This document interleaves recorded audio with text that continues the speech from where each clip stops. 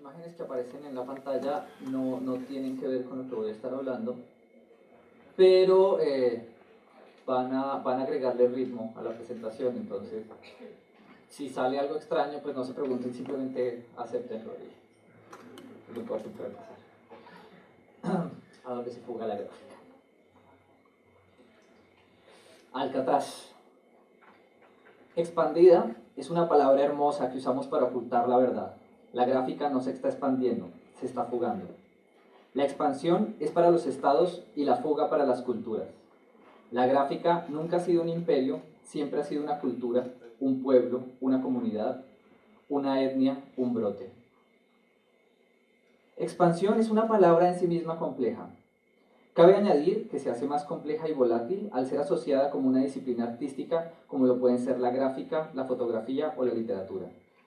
Pero antes de comenzar a mirar la gráfica como un fenómeno a ser investigado o la gráfica expandida como un sujeto a ser revisado, debemos concentrarnos en la expansión misma como objeto de pesquisa. Para comenzar, podemos ver que hay expansiones naturales, son las que encontramos en la naturaleza, y expansiones imperiales, que son las que encontramos entre los seres humanos.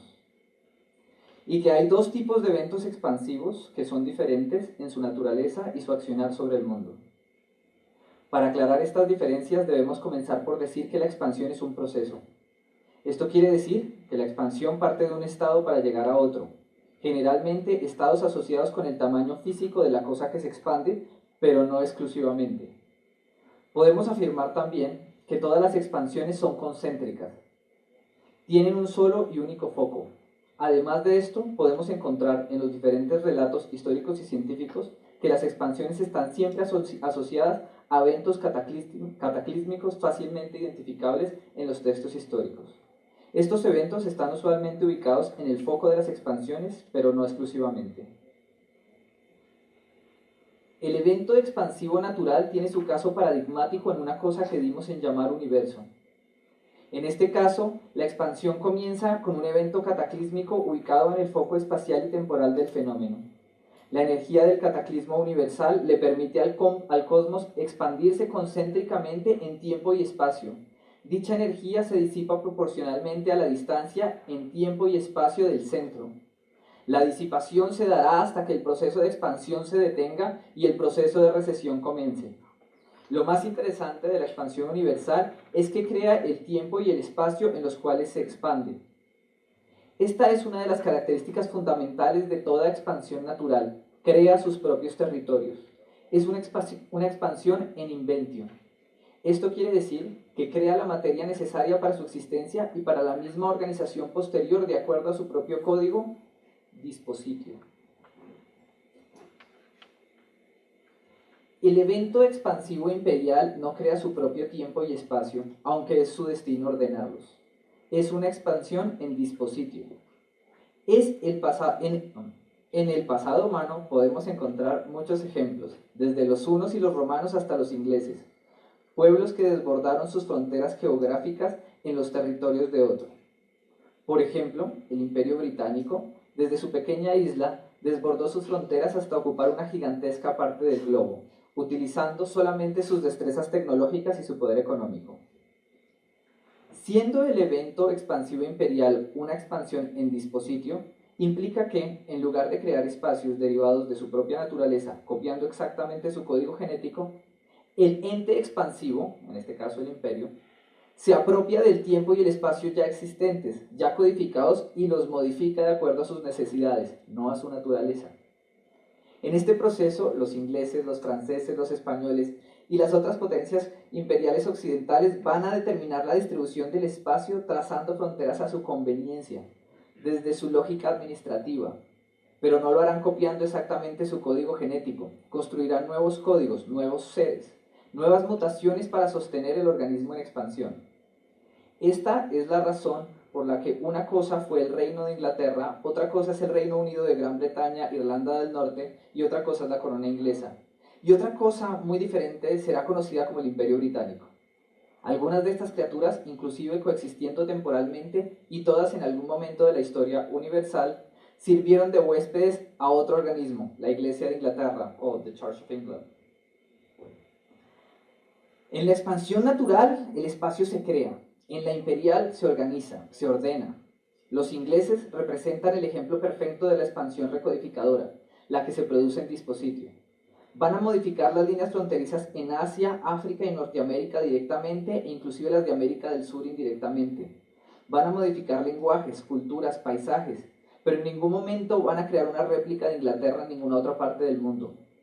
En el momento más intenso de la expansión imperial inglesa, invirtiendo una cantidad de recursos en este proyecto, el imperio va a asegurarse que todos usemos su medida de tiempo, centrando el epicentro temporal del planeta en su propio jardín, utilizando una serie de máquinas y aparatos sincronizados con sus propios relojes, con su propia hora.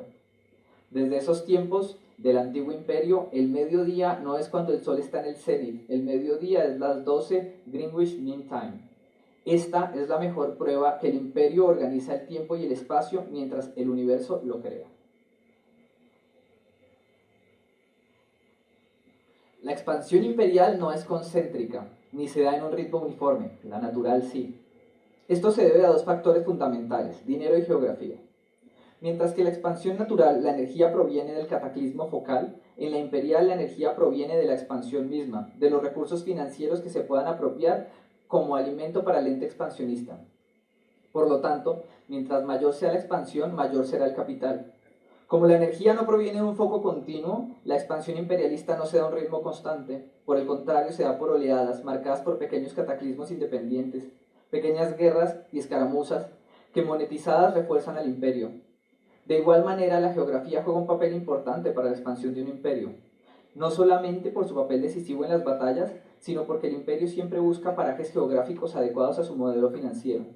Los canales de comunicación y transporte hasta climatologías adecuadas. Hablar de gráfica expandida significa pensar que el grabado en un principio era como un pequeño reino confinado a una isla y que a través de muchos años de guerra, destrucción y dinero logró transformar a las otras artes en gráfica expandida. Pensar que la gráfica se expande implicaría pensar que cuando ésta alcanza la pintura, continuando con nuestra analogía histórica, ocurriría lo mismo que cuando Inglaterra llegó a la India y la subyugó, la fagocitó. Esto no sucede nunca, por el contrario, cuando la gráfica alcanza la pintura, esta última se ve alimentada. La gráfica, en lugar de actuar como un predador, actúa como un virus. Llevar más lejos la metáfora de la gráfica expandida significaría también que en algún momento tendría una recesión y que volvería a ser solo unos pocos modos de producción de imagen aislados en el mundo. Mientras tanto, las otras disciplinas del arte y el diseño continuarían su existencia, tal vez semi-destruidas o explotadas por un nuevo poder imperial. Podemos, a la luz de estas reflexiones, inferir que la gráfica no se expande como los imperios. Esto es, si hay una expansión no se produce a nivel imperial geográfico. Entonces, ¿podemos decir que la expansión de la gráfica es similar a una expansión natural? ¿Una expansión donde crea sus propios territorios y sus propios tiempos? Primero, tendríamos que definir una singularidad inicial para la gráfica. Tendríamos que hablar de una única y particular gráfica primigenia, lo cual es imposible. Ni se trata de la huella en el suelo, pues esta no es una imagen técnica, ni se trata de los primeros sellos en América, los grabados de Durero o las más antiguas hilografías chinas, pues todos existen en líneas históricas diferentes. Son parte de narraciones independientes que aunque se conectan, no se preceden históricamente. Podemos decir que la imagen técnica surge en todas partes anacrónicamente y por lo tanto su futura expansión no es concéntrica. Sabemos que la expansión de la gráfica se ha dado en muchas partes del mundo en distintos momentos históricos y con diferentes intensidades. La falta de concentricidad temporal y la espacial de la gráfica, consecuencia de sus múltiples orígenes e historia, nos sirve como evidencia para negar la naturalidad de la expansión de la gráfica.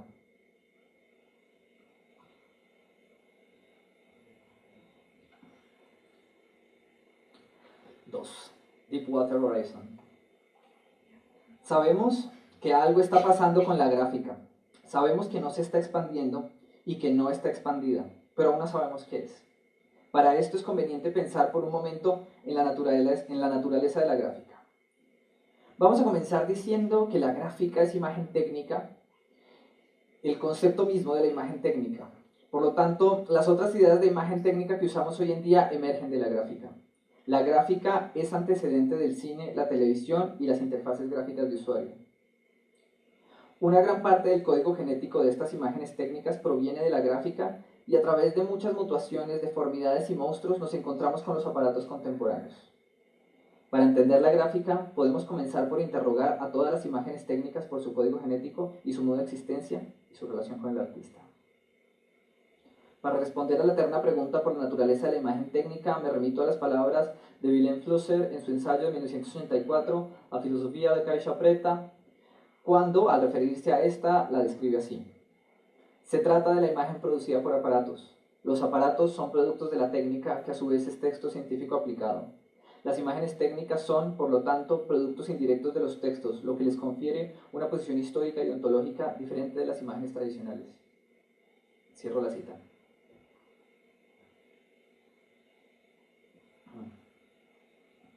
Es apreciable la incomodidad que la palabra aparato genera en la comunidad artística. Nos hace pensar que la intervención humana es mínima en los procesos de creación, que nuestra presencia es secundaria para la fabricación de una imagen. Una preocupación que para el artista contemporáneo parece como natural, teniendo en cuenta lo que el consenso entiende como arte. Pero esto no es lo que va a pasar por la mente de los grandes artistas de principios del Renacimiento. Entonces, por ejemplo, Alberto Durero. Él y sus contemporáneos van a abrazar las máquinas, van a encontrar en la simbiosis hombre-máquina no solamente una solución pragmática a sus problemas formales, también una forma de acompañar la recién concebida modernidad. Es este compromiso de los artistas del Renacimiento con la tecnología uno de los componentes fundamentales en la posterior escritura del proyecto moderno. Para Durero, la xilografía, así como otras formas de estampa, no será una simple técnica, será un conjunto de técnicas y tecnologías diferentes, muchas de las cuales Durero no comprende totalmente en su funcionamiento científico y otras tantas en las que el maestro permitirá que sean realizadas por operarios técnicos sin su supervisión. En su taller de Nuremberg comenzará cada grabado con un rápido análisis del posible mercado para la nueva obra y revisando qué se ha vendido en el pasado y qué temas pueden ser de interés en este momento. Una vez definido el tema, hará el dibujo sobre una plancha de madera y se retirará a otra habitación a pintar o tal vez a desayunar. Pero la plancha queda ahí, lista para que expertos talladores extraigan la información no deseada de la madera, permitiendo que la información dibujada por el maestro aparezca. Los talladores rara vez preguntan a Durero qué hacer. Son expertos tecnólogos de las artes gráficas que conocen su trabajo a la perfección, en algunos aspectos mejor que el maestro para quien trabajan. Para el siglo XVI, la xilografía ha desarrollado una serie de técnicas muy concretas que le permiten a un tallador experto completar la plancha de acuerdo a los deseos del maestro en una organización paralela a la división del trabajo al interior de una fábrica. E inclusive podemos ver que la organización general del trabajo en los talleres de gráfica ha tenido un tinte de toyotismo desde los albores de la modernidad. Una vez acabada la plancha, será llevada a otro profesional para que la entinte y produzca cientos de copias que serán distribuidas ese mismo día por la ciudad. ¿Quién sabe si esto es lo que sucede en Melancolía 1?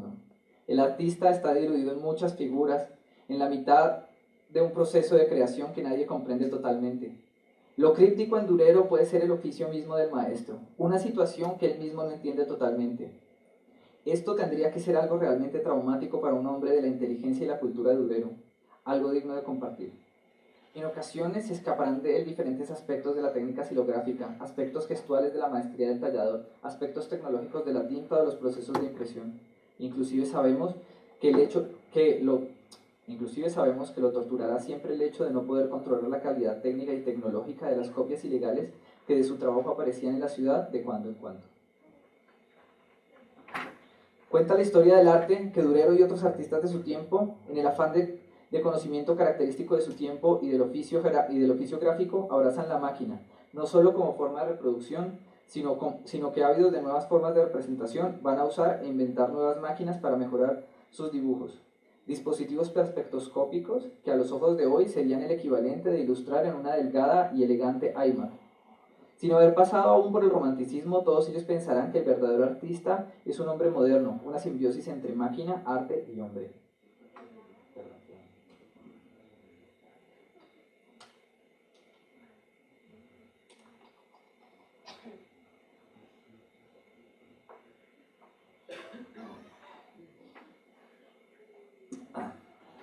Esta simbiosis entre máquina, arte y hombre es la que Flusser va a llamar aparato. El aparato es una cosa particular entre las cosas, pues a diferencia de muchas otras cosas, el aparato cambia constantemente. Este proceso de cambio lo podemos llamar concretización, pues es un movimiento que procede de un territorio más abstracto a un territorio más concreto. Podemos acelerar un poco nuestros procesos de comprensión si equiparamos la concretización con la evolución y los aparatos como organismos vivos. Pensemos la evolución como un movimiento y no como un proceso, como un progreso. Tradicionalmente se nos ha enseñado que el proceso evolutivo se da por acumulación. Sin embargo, hoy en día sabemos que se asemeja más al movimiento browniano que al escalar una pirámide. El célebre Gilbert Simondon, en su libro de 1958, El modo de existencia de los objetos técnicos, va a identificar estas estructuras simbiótico-evolutivas como conjuntos técnicos. Estos conjuntos se hacen más concretos conforme pasa el tiempo. En ocasiones se generan nuevos conjuntos técnicos y a veces desaparecen, y en general cambian constantemente. Fundamentalmente, los sujetos técnicos tienden a la concretización y la consecuencia fundamental de este proceso, que cada día requieren menos al humano y permiten que la máquina ejerza más funciones. Con el tiempo, todos los sujetos técnicos tienden a hacerse más independientes y autónomos. En el caso de las diferentes técnicas de huecograbado, podemos ver que efectivamente se produjo en ellas un lento desarrollo hacia la automatización que se desaceleró intempestivamente con la aparición de la litografía. Por ejemplo, los rodillos del tórculo serán fabricados con nuevos y mejores materiales para hacer más uniforme la presión. Esto produce, conforme pasa el tiempo, que las imágenes resultantes sean más uniformes. Como parte del proceso mismo se incorporan nuevos mecanismos, engranajes, para transmitir la fuerza de los brazos del maestro a la pletina, facilitando la labor del grabador, mejorando los resultados del proceso, haciéndolo más rápido y sobre todo convirtiendo el manejo de la máquina en tarea de un solo hombre. Gran parte de esta tecnología y conocimiento van a ser heredadas por la litografía, donde continuarán con un desarrollo diferente y no siempre paralelo. En este momento, la evolución del organismo huecograbado, en lugar de continuar su proceso de evolución piramidal, siendo más rápido, más económico, más automático y todo esto, se refugia como estrategia de supervivencia en las artes plásticas. Abandona el sueño de grandes tirajes y se transforma en forma artística. Esta maniobra de camuflaje lo ha mantenido vivo hasta nuestros días. En su génesis, la litografía recoge parte del código del huecográfico, se alimentará de las antiguas silografías, de nuevas placas de metal y de cientos de años de experiencia práctica, técnica, estética e histórica. La nueva forma de la gráfica comienza así su proceso de concretización. Podemos encontrar en el código genético de la litografía todo programa de cómo se desarrollará, en sus inicios hasta el día en que se haga la última litografía.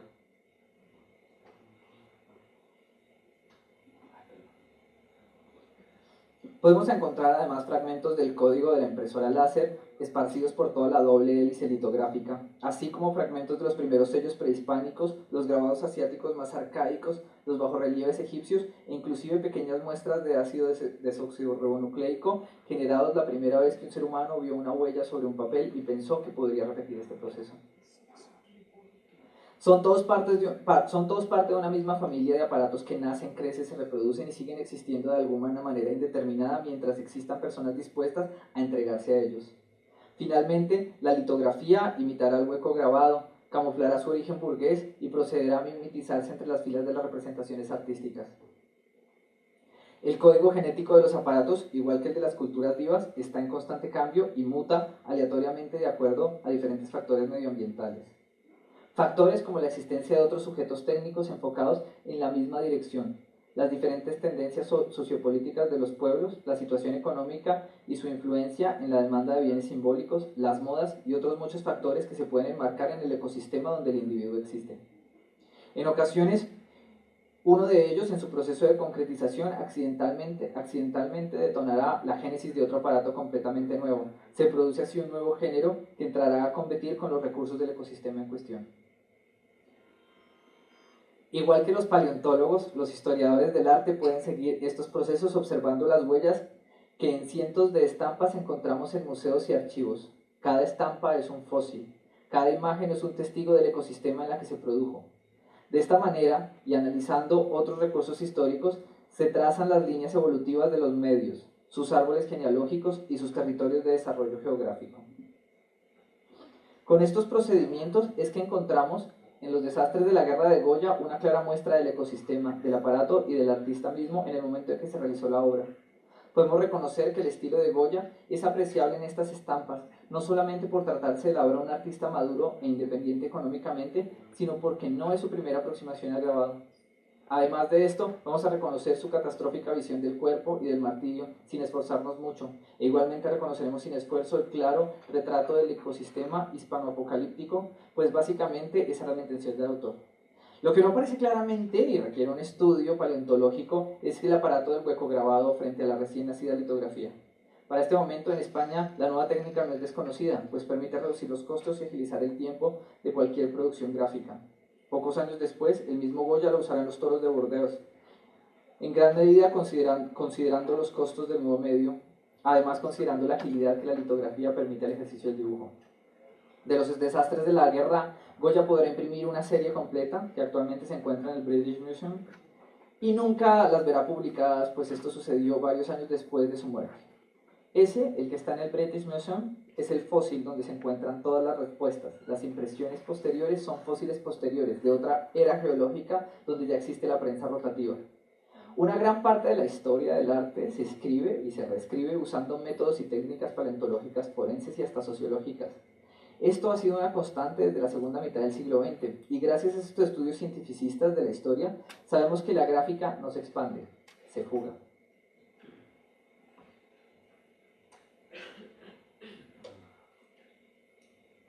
Eric Weiss, escapista.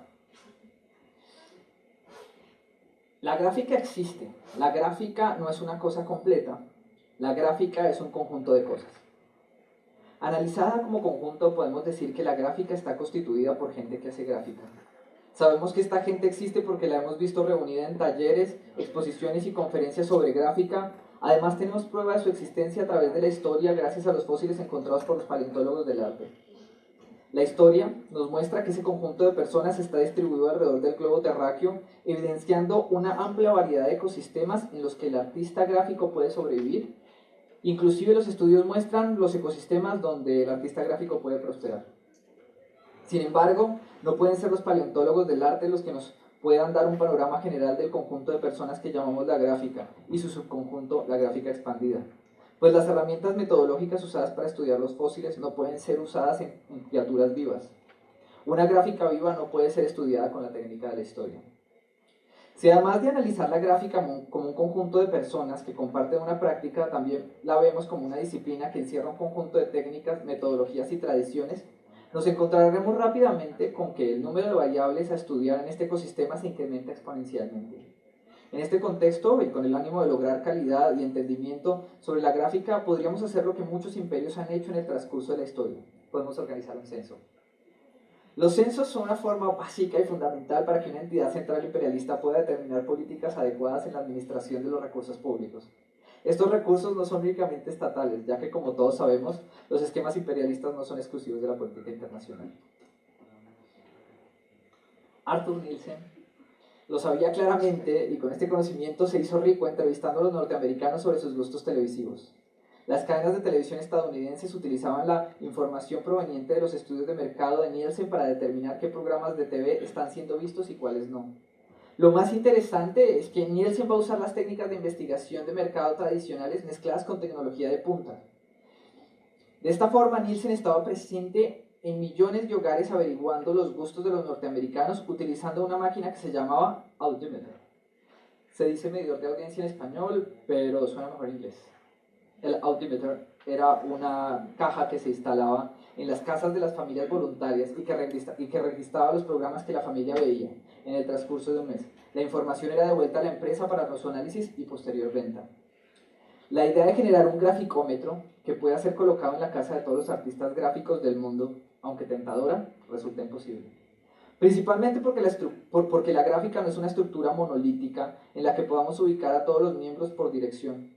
Además, todos sabemos que es fácil identificar a un televidente, pero no a un artista gráfico. Televidente es todo aquel que esté sentado frente a la TV. Lo podemos dividir por raza, género y nivel económico. Claro que si un artista gráfico es todo aquel que trabaja en la gráfica, podríamos, en teoría, dividir la gráfica en segmentos demográficos como lo hacen en la televisión, y en esas nuevas categorías podríamos usarlas para estudiar la información obtenida por nuestro graficómetro. Hay varias maneras de separar las categorías demográficas de los artistas gráficos, y todas deberían ser usadas al mismo tiempo. Podemos separar los artistas gráficos por sus técnicas: Photoshop, agua fuerte, agua tinta, fotocopia, serigrafía. Por supuesto, también deberíamos identificarlos por el uso social de los bienes simbólicos producidos por el artista, diseño, publicidad, artes, novela gráfica, o por la ubicación geográfica, por continentes, países, ciudades, por la altura al nivel del mar, y por supuesto, igual que los estudios de mercado, por raza, género y nivel económico. Así, en cada taller de gráfica en el mundo tendríamos una caja negra que envía constantemente información sobre la producción del artista gráfico. Usaríamos este nuevo y maravilloso invento para saber las temáticas, los materiales usados en cada obra, el tiempo de ejecución y por supuesto el número de copias. Toda esta información en relación con las categorías en las que hemos dividido a los artistas gráficos y su producción. El primer problema que podemos notar en nuestro graficómetro es que está fijo en el taller y una parte muy importante del trabajo del artista no se da en el taller, se da en la calle, en la cotidianidad. De igual manera, la idea de determinar nuestras categorías por un análisis a priori, una práctica que ha sido de gran utilidad para análisis de mercado desde hace tanto tiempo, no resulta práctica en el mundo de la gráfica. Hay tres razones para esto: la diversidad preexistente en los comportamientos y en la producción de los artistas gráficos, la distribución geográfica de los sujetos de estudio y sobre todo, las fugas. Entonces nuestro graficómetro no puede ser una máquina fija, física, negra sobre una mesa en el taller. Es muy diferente analizar televidentes a analizar artistas gráficos. Los artistas gráficos no permanecen en un solo sitio, no hacen una sola cosa, no usan un solo medio. Tal vez buscar la inspiración para nuestro graficómetro en la mercadotecnia no sea lo correcto. Tal vez la respuesta correcta esté en la sociología, pero resulta completamente impráctico enviar un sociólogo con cada artista gráfico del mundo. Este es un problema similar al que alguna vez se enfrentó la zoología, pues no podían tener un zoólogo con cada animal las 24 horas del día. ¿Podríamos cambiar de paradigma? ¿Y no consideraríamos más al artista gráfico como un sujeto estático, como parte de un conjunto determinado por características definidas a priori? Con nuestro nuevo paradigma lo consideraríamos un ente, parte de una manada, como los elefantes cruzando la estepa o las ballenas surcando los océanos. Para estudiar el comportamiento de las manadas, los zoólogos usan complejos sistemas de radiotelemetría especialmente diseñados para este propósito. Los investigadores utilizarán pequeños radiotransmisores electrónicos que, empotrados en pequeñas cajas fijadas a los cuerpos de los animales, estos transmisores se atan a los diferentes miembros de una manada para recopilar información geográfica sobre sus territorios, así como sus desplazamientos y migraciones. Esta información constantemente enviada vía satélite a los computadores de los científicos para producir mapas en tiempo real de la situación de cada especie. De esta forma, los científicos dibujan en mapas las trayectorias de las manadas. Esta técnica es denominada mapeo y es usada comúnmente en muchas disciplinas científicas para analizar el movimiento de los sujetos o fugas de muchos tipos de los fenómenos. El graficómetro 2.0 sería un pequeño dispositivo adherido a una correa que podemos atar al cuello de los artistas gráficos para conocer su posición exacta en todo momento y así mapear los movimientos del maestro. Inclusive tendría pequeños sensores que alerten al investigador cuando dos artistas gráficos se acerquen a menos de 50 pies. Con mapas de este tipo podemos saber en dónde se encuentran los artistas gráficos geográficamente, determinar las regiones del planeta donde se encuentran más concentrados e inclusive saber cuándo se encuentran trabajando colaborativamente, cuándo se alimentan y cuándo beben en manada. Toda esta información es muy valiosa, pero sabemos con certeza que la gráfica es más que lo que sucede en la vida del artista o en las cosas que acontecen en un taller. Existen más factores que investigar, más conexiones que realizar, más mapas que crear. Hasta el momento, la paleontología nos mostrará la diversidad preexistente en los comportamientos y en la producción de los artistas gráficos. La zoología nos mostrará su posición actual y algunas de sus costumbres, pero ninguna de estas dos disciplinas nos explicarán a dónde se fuga la gráfica.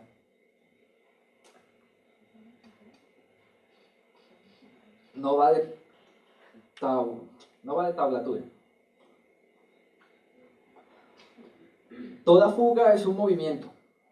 En caso de los prisioneros, fugarse es un movimiento hacia el exterior, una transgresión geográfica que tiene como punto inicial el lugar donde el prisionero debe estar y como lugar el final, el lugar donde el prisionero no debe estar. A diferencia de la expansión, fugarse implica un movimiento atemporal. La fuga siempre se está dando, inclusive cuando ya aconteció. De esta forma, el prisionero puede estar fugado 30 o 50 años si no es atrapado por los agentes de la ley. Inclusive, la fuga puede hacerse eterna si el fugado muere al exterior de las paredes del presidio. Y al ser capturado, al presidiario se le juzga por cargos de fuga, pues la transgresión geográfica no es un delito que prescribe a los ojos de algunos estados. Esta fuga y aquella que acontece en el oleoducto son muy parecidas. Funcionan de la misma manera. Se produce un movimiento que no debió haberse dado. En el oleoducto se supone que el oro negro debe moverse a través de los estados siguiendo un vector determinado por los economistas y los ingenieros. Una fuga representa una desviación del movimiento en un sentido diferente al trazado por el vector del movimiento indicado. Esta fuga debe ser contenida, e igual que la fuga de la presión, es atemporal, pues después del parchado del orificio, el crudo es llamada sujetos. La técnica consiste en el uso de la polifonía vertebrada por el contrapunto entre varias voces o líneas instrumentales, de igual importancia, basando la composición en la imitación o reiteración de melodías en diferentes tonalidades y en el desarrollo estructurado de los temas expuestos. Cuando esta técnica de composición se usa como parte de una pieza mayor, se dice que es una sección fugada o un fugato, y cuando es una fuga pequeña se llama fugueta. Esta es una primera diferencia con la fuga del presidio o con la fuga del petróleo en un oleoducto. Como no se trata de moverse en dirección al lugar equivocado, como es una fuga correcta, podemos tener diferentes tipos de fuga, podemos catalogarla. Para el aparato control del estado y para el ingeniero, una fuga es una fuga y debe contenerse. Pero para la música, una fuga es una oportunidad. La fuga en la música es completamente temporal, a diferencia de los otros tipos de fuga. El tiempo es un factor esencial en la transformación del sujeto fugado. En este caso, todo comienza con la presentación del sujeto que se va a fugar. En ese momento, el escucha reconoce la existencia de una secuencia sonora determinada sin saber aún que se producirá la fuga. En un segundo momento de la fuga, el que algunos llaman el desarrollo, es donde se desarrolla la verdadera polifonía. Usando una parte de la estructura del sujeto, las otras voces acomodan sus posiciones en el espacio sonoro en relación con la estructura sonora inicial. La diferencia entre estas posiciones es la que va a causar el efecto polifónico, donde la repetición de la mayoría de las estructuras en un espacio diferente al mismo tiempo producirá el efecto de una tonalidad, de un espacio completamente orgánico y completo. Para finalizar la fuga, el ciclo se cierra y la acumulación sonora es desmontada paso a paso mientras se recuerda el sujeto original. Como es de esperarse, en toda forma artística, no todas las fugas son iguales y muchas inclusive siguen patrones diferentes a los que he decidido tomar como ejemplo hoy. No obstante, todas las fugas musicales son temporales, todas se dan el mismo tiempo No obstante, todas las fugas musicales son temporales, todas se dan en el mismo espacio sonoro y todas, a diferencia de las fugas penitenciarias, son celebradas por aplausos del público. Esto es especialmente importante para el desarrollo de nuestro actual argumento, porque la fuga de la gráfica es más parecida a aquella que concierne a Bach que a aquella que concierne a Pemex. El éxodo. Estableciendo que la gráfica es una de las cosas extrañas que hemos dado en llamar aparatos, que podemos analizar su pasado usando la paleontología del arte y su presente usando la zoología del arte, nos queda solamente analizar el conjunto de posibilidades a futuro. Para esto tenemos que entender que la fuga de la gráfica, esto quiere decir entender que la fuga de la gráfica es polifónica, atemporal, multidimensional e invisible. La fuga de la gráfica es polifónica. Para entender la polifonía natural de la fuga de la gráfica debemos considerarla como una especie de organismo. En la imagen en movimiento, Deleuze va a invocar el organismo para describir las teorías de montaje de Griffith y Eisenstein. Como el concepto resulta extraño a los cineastas, el filósofo propone que el organismo es ante todo una unidad en lo diverso, es decir, un conjunto de partes diferenciadas. Más adelante explicará cómo el montaje cinematográfico se organiza como una secuencia de fugas, aunque no va a usar la palabra fugas, pues cuando habla de montaje está más comprometido con la dialéctica de la Unión de Repúblicas Socialistas Soviéticas que con la música del siglo XVI. Pero en general va a describir estas estructuras orgánicas como unidades en la diversidad. Curiosamente, revisando la noción de aparato que estamos manejando como parte de esta teorización, encontraremos que el aparato de la gráfica es la fusión entre todas las máquinas que posibilitan la imagen técnica y todos los participantes en el campo de la gráfica. Estos son un conjunto de unidades en la diversidad, un conjunto de voces. No debemos confundir los conjuntos polifónicos con los monofónicos. Los primeros son como hormigueros, los segundos son como las estampidas. Los polifónicos tienden a la fuga mientras los monofónicos desean el canon. La gráfica se da en fuga, no en canon. aunque a veces tendemos a olvidarlo, puesto que la pintura sí se da en canon. La pintura, al no contar con la ayuda de las máquinas para sobrepasar el lugar común con una mayor regularidad histórica, adopta la estrategia de canon. Canon, no sé si han escuchado música canon. Para reforzar su punto, la pintura, al no contar con la ayuda de las máquinas para sobrepasar el lugar común con una mayor regularidad histórica, adopta la estrategia del canon para reforzar su punto. Por su parte, la gráfica cuenta con la ventaja de ser imagen técnica, lo que le garantiza una mayor velocidad de cambio. Podemos decir que el lugar común se hace más evidente en 10.000 copias distribuidas alrededor del mundo que en 10 pinturas distribuidas en 10 museos. Esta velocidad impuesta por las máquinas obliga al aparato orgánico que llamamos gráfica a generar fugas continuamente para evitar el riesgo de autoaniquilación por repetición. En el espacio que denominamos la gráfica, todas estas fugas coexisten y se alimentan la una de la otra. De esta forma, Durero dará sentido a Posada y Posada estará presente en Warhol, quien vivía ya virtualmente en Rodchenko. La fuga de la gráfica...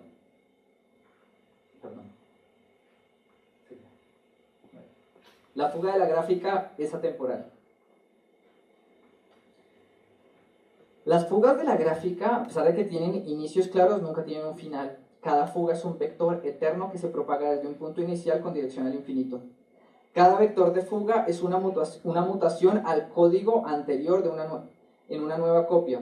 Como en el mundo de la biología evolutiva, la existencia de nuevas formas mutantes no implica que las antiguas formas desaparezcan, y cada mutación es diferente la una de la otra. Algunas formas serán mejores, otras peores, algunas inútiles y otras simplemente extrañas y coyunturales, pero en ningún caso dejarán de existir. Toda nueva mutación de la gráfica es eterna mientras que exista la gráfica. Esto se debe al carácter aparentístico de la gráfica. Si revisamos la definición de Flusser de aparato, nos encontraremos con un organismo compuesto por partes humanas y no humanas, siendo estas últimas texto científico aplicado. Textos científicos que pueden venir del derecho, de la sociología, de la física, de la química, la administración, el grabado y cualquier disciplina que produzca conocimiento acumulable, catalogable y susceptible de ser archivado, organizado y codificado, en palabras y con palabras. Otra característica, tal vez la más importante del carácter aparentístico de la gráfica, es que la gráfica obedece a lo que está escrito en su código genético, que básicamente es hacer cada vez más imágenes gráficas de mejor calidad, más rápido y con menor esfuerzo hasta que se hayan realizado todas las imágenes gráficas posibles. Mejorar para acabar más rápido y mejor la tarea está escrito en los basamentos del código genético de cada aparato y la gráfica no es una excepción. Pero como en la aporía de Aquiles y la tortuga, la paradoja es que a medida que la gráfica se fuga, genera más combinaciones de realización del código de la gráfica, posponiendo infinitamente su final. Sin embargo, no se debe olvidar que la gráfica es un aparato suicida, que busca consumirse a sí misma y que en la búsqueda de su propio fin genera nuevas posibilidades constantemente.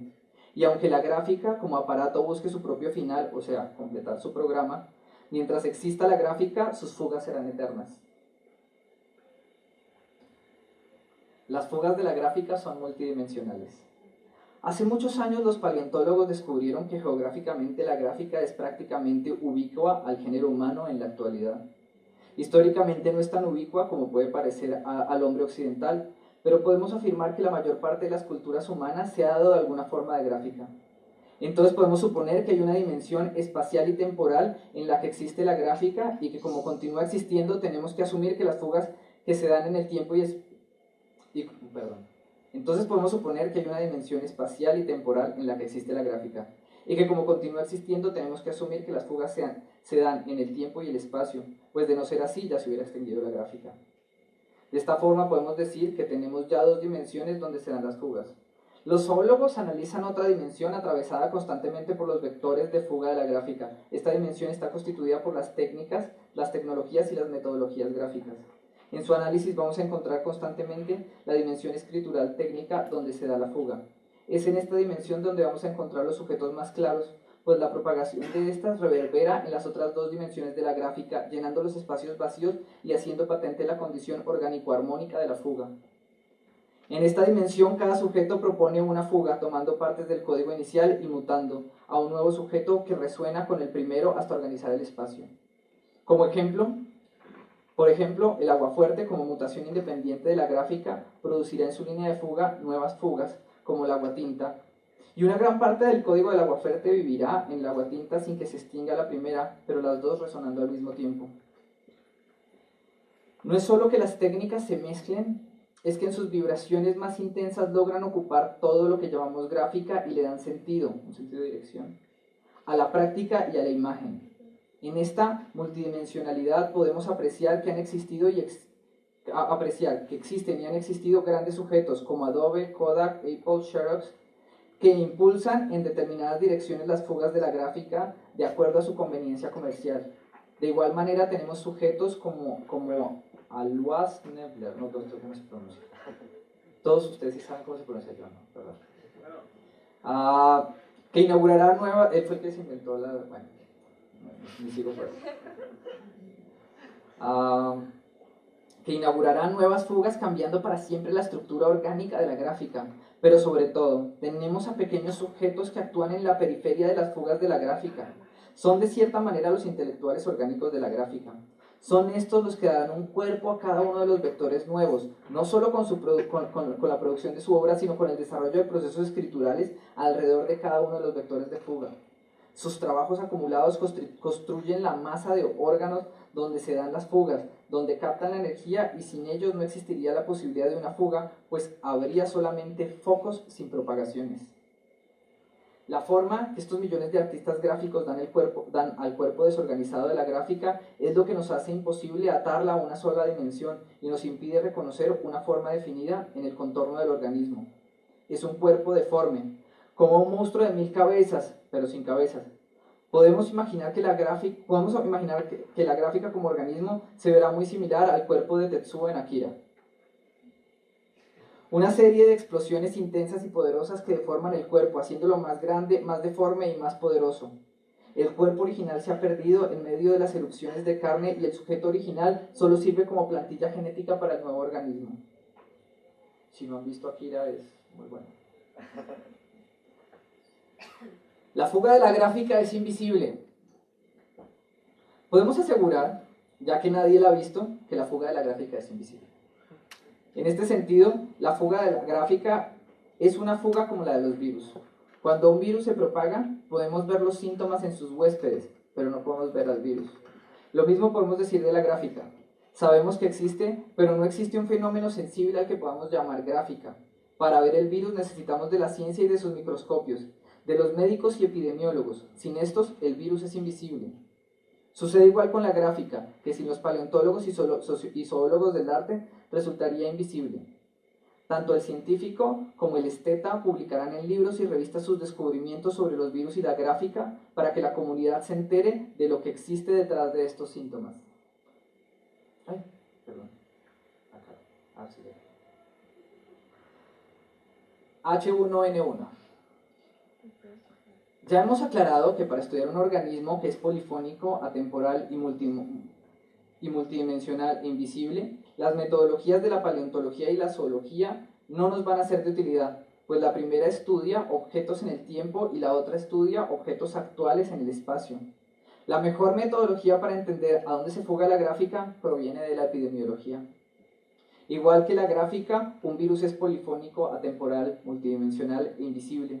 Y desde hace muchos años los epidemiólogos de todo el mundo lo han sabido cómo ubicar sus múltiples focos, entender sus múltiples mutaciones al código original, ubicar geográfica, histórica y socialmente la dimensión humana del virus y sobre todo anticipar hacia dónde apuntan los vectores de propagación, fuga, de una cepa en especial con fines preventivos.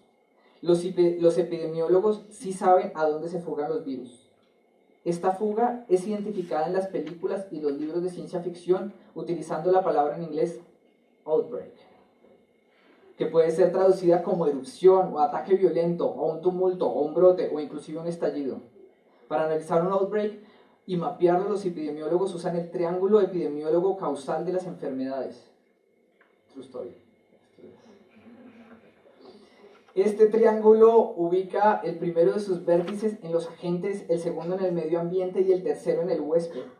Lo que les permite este triángulo es reconocer que un organismo como la gripe está compuesto por muchos individuos y que cada vez que se produce una mutación en un individuo se genera un nuevo vector por donde el nuevo outbreak va a fluir. Esto no es necesariamente por donde ya ha fluido y que dicho vector es multidimensional. El vector tiene muchos tiempos que difieren dependiendo de la fuerza de los nuevos individuos, dependiendo de los puntos focales del brote y dependiendo de las actividades humanas alrededor del brote. El triángulo epidemiológico es una herramienta de análisis y prevención generalmente usado para el bien por médicos salubristas en todo el mundo para generar políticas de salud pública que previenen la propagación de los virus. Esto es, impedirles a los virus completar aquello que está en su código genético, que es básicamente contagiar a la mayor cantidad de huéspedes y reproducirse. Pero esta herramienta puede ser usada para el mal. Algún dictador tropical podría usarlo para buscar formas de fomentar el contagio de un virus en particular en la población civil de una nación enemiga. Esto es exactamente lo que yo les vengo a proponer el día de hoy. Si consideramos que la gráfica puede ser entendida como un organismo polifónico atemporal multidimensional e invisible, como los virus, podemos entender el triángulo epidemiológico como una herramienta muy útil, una herramienta para a partir del trabajo de los paleontólogos y zoólogos del arte, analizar el estado actual de la gráfica, entender hacia dónde se dirige y finalmente, como lo haría todo dictador tropical sensato, facilitarle el camino a la propagación de la gráfica en nuestro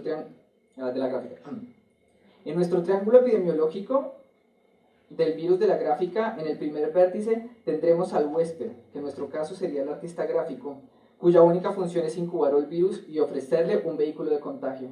En el segundo vértice tendríamos los vectores de fuga, directamente relacionados con los aparatos especiales de cada cepa del virus de la gráfica.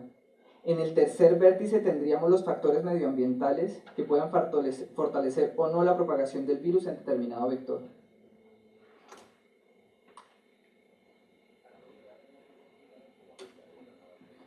El huésped, pensado como organismo, también puede ser mapeado.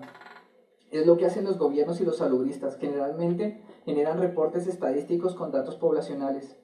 Nosotros podemos analizar los datos poblacionales de los artistas gráficos, podemos dibujar un mapamundi donde ubiquemos todas las comunidades gráficas en cada país, podemos distribuirlas por categorías de análisis de riesgo. Esta información puede ser muy útil para distribuir adecuadamente los recursos públicos y privados que se destinan a la gráfica. De esta forma, llegarían a las zonas donde la propagación del virus no cumpla con las expectativas de los gráficos. Igualmente, el vértice de los factores medioambientales puede ser usado con ese propósito. Es necesario invertir en los ecosistemas donde habitan los artistas gráficos y hacerlos más adecuados al contagio. En la actualidad, existe una gran variedad de estos factores que dificultan la propagación de la gráfica y que atentan contra la salud de algunas de las cepas.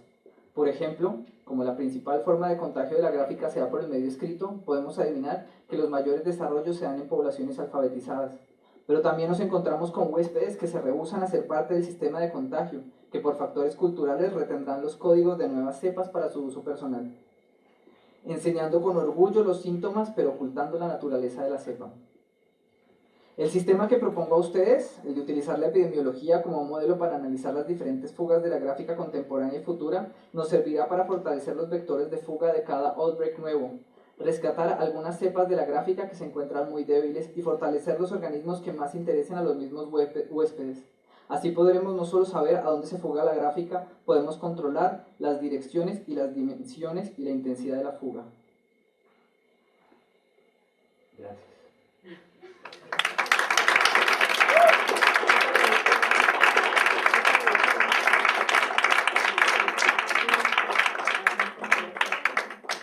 Si alguien tiene alguna pregunta.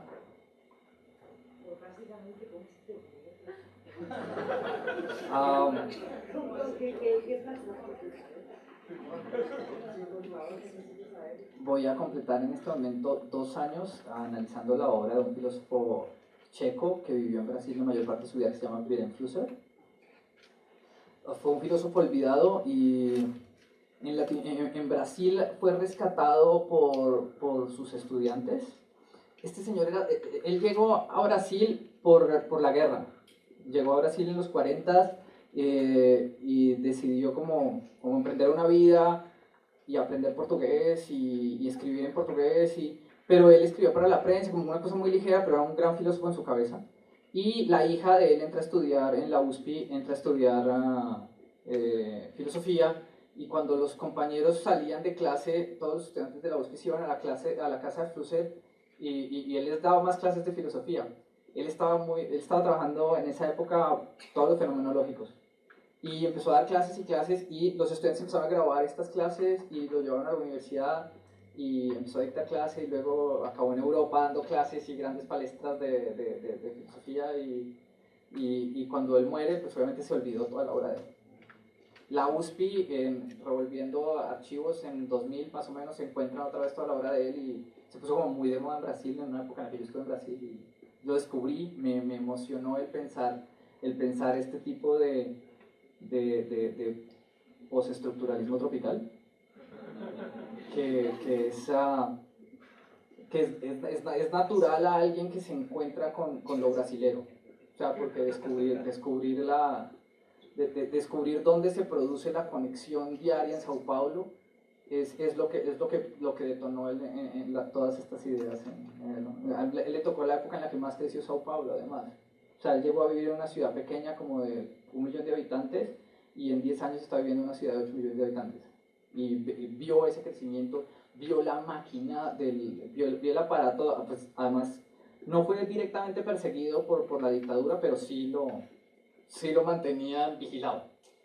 Entonces también él quiere retomar el aparato de Althusser y hacerlo tropical. Y en hacerlo tropical descubrió que el aparato de Althusser le faltaba una cosa, y era un componente físico. Y ahí se da la teoría de este filósofo al que ahora, si lo pueden leer, hay muy pocas traducciones al español, pero si alguien habla alemán, súper chido. En portugués es espectacular, en inglés también escribió en inglés. Así se me ocurren estas cosas leyendo. Y vivo en Cuernavaca, ¿no? Eso también influye.